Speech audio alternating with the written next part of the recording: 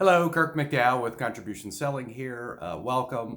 Today's question that I'm going to answer is how to get better at closing sales. Okay. And let's see, how to get better at closing sales. So let's just start the beginning. Closing sales. So closing is the actual transaction part, right? It's where they, sign the check, sign the agreement, say yes, hit the button, do the thing, do the purchase. So it's the actual transaction part. Money's changing hands. A commitment is being created legally, a signed document or something like that, right? Closing is also sometimes referred to as conversion, right? That's more of a internet marketing kind of term, right? If 100 people come to your website, look at an offer, 2 people click the button, that's a 2% conversion rate. It's kind of similar to closing. All right, closing. So it's the actual yes part. It's the commitment part. It's the transaction part. It's the doing business part, right? So typically there's like marketing, kind of setting up the conversation about your product or service. You may or may not have that depending on whether you're self-employed or working for a big company. By the way, typically I work with coaches, business consultants, people who make a living with their expertise. So I'll be kind of generally speaking from that direction, but I'm going to cover everything. Okay, so there's marketing, there's prospecting, there's presenting, there's conversations throughout there, and then there's closing, and then like follow-up, delivery and follow-up and stuff. So that's where closing is located, and it's the actual doing business part. So a couple things about closing I think are critical. So I in the past have had just crazy closing percentages, over 90% in the copier business, where 10% is considered world-class. Over 99% in the wedding business, working with brides. If they sat with me at a coffee shop and discussed my wedding service, they always said yes. Okay, 90 like over 500 attempts, about 99%. So and in other ways too, selling transformational services and stuff. So I've enjoyed really high closing percentages, and I want to kind of break down how that happened. Okay. It was not an overnight thing, right? So it's not a silver bullet. Oh, let me replace this bullet with that bullet. It's not quite that, right? Although it can alter dramatically very quickly, okay? So one thing I think it's important is that everything has to be congruent for a successful close. What do I mean by that? What I mean is, have you ever noticed you've had some very unpleasant experiences with salespeople? Have you noticed you've been disrespected and bullied and not listened to and condescended to and cheated and lied to by salespeople? Have you noticed? I've noticed. Have you noticed? So fun fact, other people have noticed also. Okay. So people have noticed, by the way, it's not a secret. People have noticed that many salespeople out there are nefarious. That means up to no good. So, right, it would be appropriate if you were a human being connected to some modicum of common sense to be a little bit defensive in the presence of a salesperson. For sure, if they appear to be competent, professional, experienced, like, oh my gosh, this is the real deal. What's about to happen to me, right? Whether that response is conscious or unconscious actually makes no difference as far as you're concerned. They're tripping almost all the time because you're a salesperson. And the more competent and the more slick and cool and all together you appear, the more threatening you are. And the way the brain is designed, so a quick little brain science here, I'm not going to kill you with this, but a quick little brain science is that the brain is divided into 3 sections: the reptilian brain, the mammalian brain, the Homo sapien brain. The Homo sapien brain is the one you're proud of. That's the thinker and the personality and the statistician and social la la la. The mammalian brain, for the purposes of this conversation, is working with your emotions. That's where your emotions get processed.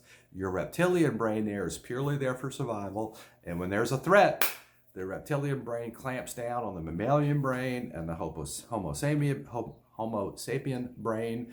Ergo, you can't think and you can't process your emotions while you're upset. Have you noticed? Fun fact, most people try to make the most important decisions of their life while they're hijacked. No, I'm upset and we're going to talk about this now and we're going to get this worked out. I don't care how much damage it does to our relationship, right? That's kind of like trying to work things out when you're hijacked. So first things first, look, you got to be responsible for people who are going to be hijacked around you if you're a salesperson. And if you're like moving in for the close, they're going to be hijacked, right? The thing that you may not, that might be kind of obvious. The thing that you may not notice is that you're hijacked. And if you're not hijacked when things are going perfectly, when everything's perfect, oh my gosh, they're jumping up and saying yes at all the right times, and they're laughing at all your jokes, and oh my gosh, they agree with this, that, and the other, and it's all perfect, right? Then you're not hijacked. I get it. You're amazing, okay? However, have you noticed in life, sometimes stuff happens, right? It's rare that a whole closing, a whole sales process situation, relationship with somebody goes off without a hitch. It really doesn't happen, right? There's just, you get people and business and money and oh my gosh, and the hijack and, just a big hot mess, right? Pretty much every time. So they're hijacked, you're hijacked. No wonder a 10% success rate is considered world-class in many industries. It's just like, if anything ever happens, it's a miracle, really, So I have an answer for you, right? Your job is to be safe and to be credible and be the real deal, like be a contribution, right? So if you show up from beginning to end without any blip, the blip, right? Your ego popping out, your self-interest popping out, your desire to close the deal popping out, that you pushed a little too hard on that thing, you pretending like you have your attention on what's best for them, and you actually have your attention on yourself and what's best for you. In other words, you're a salesperson, being a salesperson. Oh my gosh, cut it out, right? You're pretending to be, oh, I'm just here for you, and oh my gosh, you're so amazing. How can I be of service? Meanwhile, you're like planning the deed, right? So you got to cut all that out. You're not that subtle. You're nowhere near subtle as you think you are.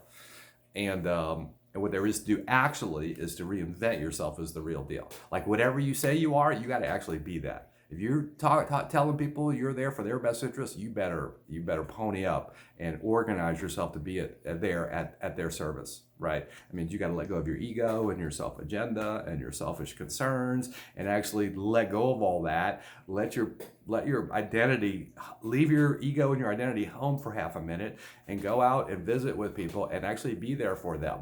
They will notice. It makes a big difference, right? And then you get yourself trained in the way conversations work and the way people work. Like that thing about the hijack. If you don't know that, you're running into a brick wall every time you say hello and you don't even know what's going on, and it just never goes well because they're hijacked, and then you notice it's not going well and you get hijacked and it's not going well and nobody knows why and you think you're a failure. No, you just don't have all the ingredients, okay? So you got to be safe, credible. You got to be the real deal. You got to be who people are looking for. What is that? It's common sense.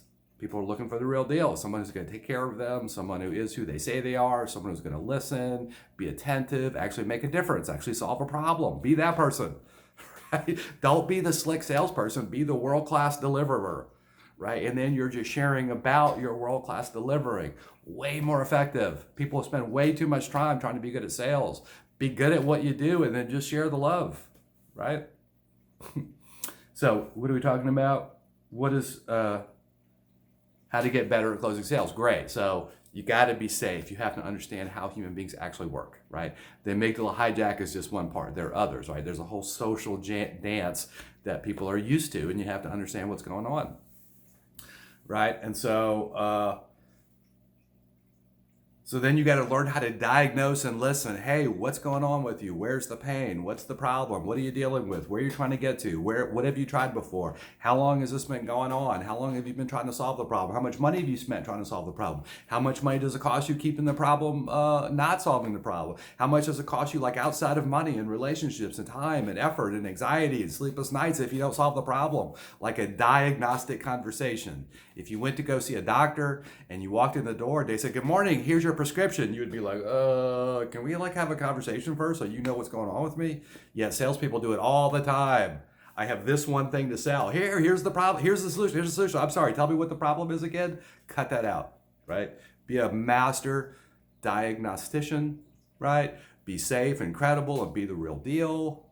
Take the time to understand how human beings work, so you're working with the flow of traffic. If you want to feel powerful, go in the middle of the street, wave in the direction that the traffic is already going. Hey, yeah, this way. Wow, I'm so powerful. Thousands of cars doing what I tell them to do. Yay, right? People are the same way. Understand how people work, understand what motivates people, and then give them what they want. You, the real deal, an actual solution to their actual problem. No BS. Nobody walking in pretending like, they're Mother Teresa. Meanwhile, they're just like doing anything they can do to close the deal. Cut that out, right? So how to be better at closing sales? Be the real deal. Be world-class at what you do. Learn how to articulate that. Be safe, for starters, be safe, credible. Safe and credible and the real deal, right? People will pick up on that. Right? And then really understand how human beings work. This thing about the hijack, super critical. Most people miss that, especially the part about themselves being hijacked, right?